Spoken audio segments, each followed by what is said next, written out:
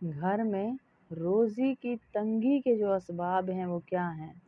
جوتا پہن کر کھانا کھانا، یہ تو فیشن ہی بن گیا ہے۔ یہ تو فیشن ہی بن گیا ہمارا، جوتا پہن کے کھانا کھانا، ڈائننگ ٹیبل پہ بیٹھے شوز پہنے ہوئے، جوتے پہنے ہوئے اور کھانا کھا رہے ہیں، یہ تو فیشن بن گیا۔ ہر شادی پہ ہم نے جوتے پہنے ہوئے اور کھانا کھا رہے ہیں، یہ تو فیشن بن گیا ہمارا۔ بیت الخلاء ننگے سر جانا، یہ بھی فیشن بن گیا۔ بیت الخلاء میں باتیں کرنا، اس سے بھی روزی میں تنگی آتی ہے۔ مہمان کو بوجھ سمجھنا، اس سے بھی روزی تنگ ہوتی ہے۔ مہمان کو بوجھ سمجھنا، بغیر ہاتھ دھوئے کھانا کھانا، اس سے بھی روزی میں تنگی آتی ہے۔ تنخواہیں بڑھ جانے سے کچھ نہیں ہوتا، جب تنگیوں کے فیصلے اوپر سے ہو جائیں نا تو تنخواہوں سے کچھ نہیں ہوتا۔ کھانے کے برتن صاف نہ کرنا، اس سے بھی روزی میں تنگی آتی ہے۔ مسجد میں آ کر دنیا کی باتیں کرنا، مسجد میں آ کر دنیا کی باتیں کرنا، مسجد میں آ کر ایک دوسرے کے ساتھ خوش گپیاں کرنا، ادھر کی بات ادھر کی بات، اس سے بھی آپ کے گھر کی روزی میں تنگی آتی ہے۔ فقیر کو جھڑک دینا، اس سے بھی روزی میں تنگی آتی ہے۔ مغرب کے بعد سونا، مغرب کے بعد سونا ہمارا فیشن بنا ہوا ہے، تھوڑی دیر لیٹ جاؤ، سو جاؤ رات کو تاکہ جاگ سکے، کیونکہ پوری رات جاگ رہے ہیں نا جی، پوری رات تو ہم جاگ رہے ہیں، اس کی تیاریاں بھی تو کرنی ہے نا، اس لیے مغرب کے بعد ہم سو جاتے ہیں۔ تو اللہ رب العزت کہہ رہے ہیں مغرب کے بعد سونے سے رزق میں تنگی آتی ہے۔ فرض نماز کو قضا کرنا جان کے، اس سے بھی روزی میں تنگی آتی ہے۔ جھوٹ بولنا، بات بات پہ جھوٹ بولنا، جھوٹی قسمیں کھانا، کسی کے اوپر الزام لگانا، تکبر کرنا، غیبت کرنا، یہ سب روزی کی تنگی کے اسباب ہیں۔ گانے بجانے میں دل لگانا، گانے بجانے میں دل لگانا، یہ بھی روزی کی تنگی کے اسباب ہیں۔ اولاد کو ہر وقت کوسنے دیتے رہنا، برا بھلا کہتے رہنا، تانے تشنی کرتے رہنا، اس سے بھی روزی میں تنگی آتی ہے، یہ بھی روزی کی تنگی کے اسباب ہیں۔ قرآن کو بے وضو چھونا، اللہ اکبر، قرآن کو بے وضو چھونا، اس سے بھی روزی میں تنگی آتی ہے۔ نظروں کی حفاظت نہ کرنا، ہر غیر مرد کو دیکھنا۔ ایک دفعہ اللہ کے نبی صلی اللہ علیہ وسلم بیٹھے ہوئے تو ایک صحابی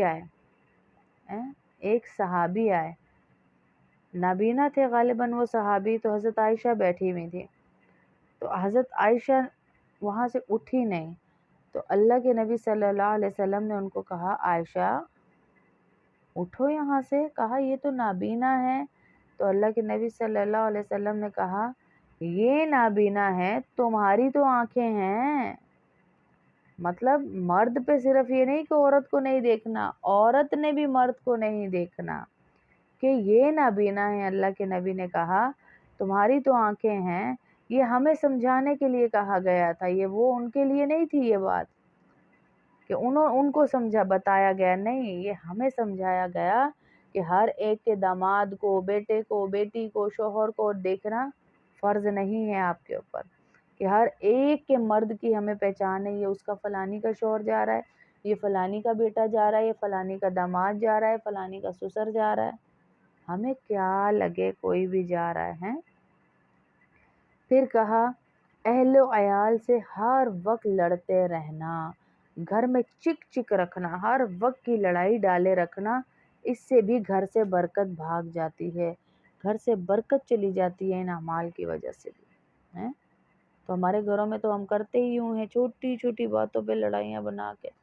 اللہ ہم سب کی حفاظت فرمائے، اور جن میں یہ بری عادات ہیں اللہ ان کو بچائے ان بری عادات سے، کہ بعض اوقات لوگوں کے اختیار میں نہیں ہوتا، ان کی تربیت نہیں ہوئی ہوتی، ان کو پتہ نہیں ہوتا میرے اس عمل سے کتنا، باجی تنخواہ اتنی ہے، برکت نہیں ہے، تو آپ دیکھیں یہ اعمال کس گھر میں نہیں ہو رہے ہیں، باجی تنخواہ اتنی ہے لیکن برکت نہیں ہے، تو برکت والے اعمال تو ہم گھروں سے ختم کر چکے، یہ تو تنگی کے اسباب ہے سارے جو ہم کر رہے ہیں اپنے گھروں کے اندر ہیں، یہ سارے تو تنگی کے اسباب ہیں، یہ سارے تنگی کے اسباب ہیں۔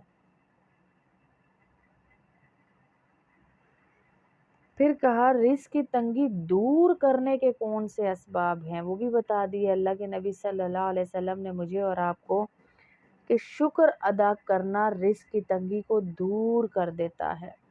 شکر ادا کرنا رزق کی تنگی کو دور کر دیتا ہے۔ جو گھر میں مسکرا کر سلام کر کے داخل ہو، رزق میں برکت اللہ پاک ڈال دیتے ہیں۔ ہاں، کوئی بڑا عمل نہیں، مسکرا کے مسکرا کر آئے گھر کے اندر تو اللہ رزق کی تنگی دور کر رہے ہیں۔ اتنا چھوٹا سا عمل دے دیا اللہ نے، یہ تو سارے ہی کر سکتے ہیں، یہ تو ہم سبھی کر سکتے ہیں، یہ تو کوئی اتنا مشکل عمل نہیں ہے، تو اس عمل کو کر کے ہی ہم اللہ تک پہنچ جائیں، یہ تو سب کر سکتے ہیں۔ پھر کہا جو بندہ مسکراتا ہوا گھر آئے، اس کا رزق اللہ کے ذمہ ہو جاتا ہے۔ اللہ اکبر، اللہ ہمارے مسکرانے پہ بھی ہماری قیمت لگا رہے ہیں میری بہنوں، ہمارے مسکرانے پہ قیمت لگ رہی ہے یہ ہماری۔ اللہ اللہ اللہ اکبر، کوئی ہے ایسا رب، کوئی ہے ہمارے رب جیسا رب کہ جو ہمارے مسکرانے پہ بھی ہماری قیمت لگا رہا ہے؟ اللہ اکبر، ہمارے مسکرانے پہ بھی ہماری قیمت لگ رہی ہے ماشاءاللہ۔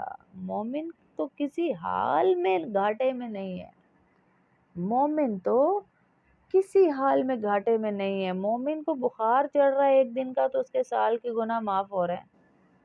مومن کو بخار چڑھ رہا ہے تو اس کے سال کے گناہ اللہ معاف کر رہا ہے۔ ہاں، مومن بخار کی وجہ سے اپنے سال کے گناہ معاف کروا رہا ہے۔ مومن کسی حال میں گھاٹے میں نہیں ہے، ہر حال میں اس کو فائدہ ہی فائدہ ہے۔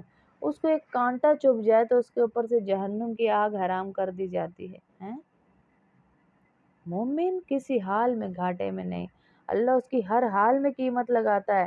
رستے سے ایک ٹہنی اٹھا دے یا ایک پتھر اٹھا دے جس سے کسی کو ٹھوکر لگ جاتی، اس کی تب بھی قیمت لگ رہی، اللہ اسے جنت دے رہے ہیں۔ تو جو گھر مسکرا کر گزرے داخل ہو، اس کی بھی اللہ روزی کی تنگی کو ختم کر دیتے ہیں، اور جو اللہ کی راہ میں خرچ کرے اس کی بھی روزی کی تنگی اللہ پاک ختم کر دیتے ہیں۔ صلح رحمی کرنے والے، اللہ کی راہ میں کھلا دینے والے، اور صلح رحمی، غصہ نہیں، بدتمیزی نہیں، لڑائی جھگڑا نہیں، دشمنیاں نہیں، اناد نہیں، صلح رحمی، ہر ایک سے محبت سے پیش آنے والے، ان کو بھی اللہ معاف فرما دیتے ہیں۔ تو یہ اسباب ہم دیکھیں کہ ہمارے گھروں میں سے کسی گھر میں تو نہیں ہے، کسی گھر میں تو نہیں ہے اسباب جو آج ہم اپنائے بیٹھے ہیں،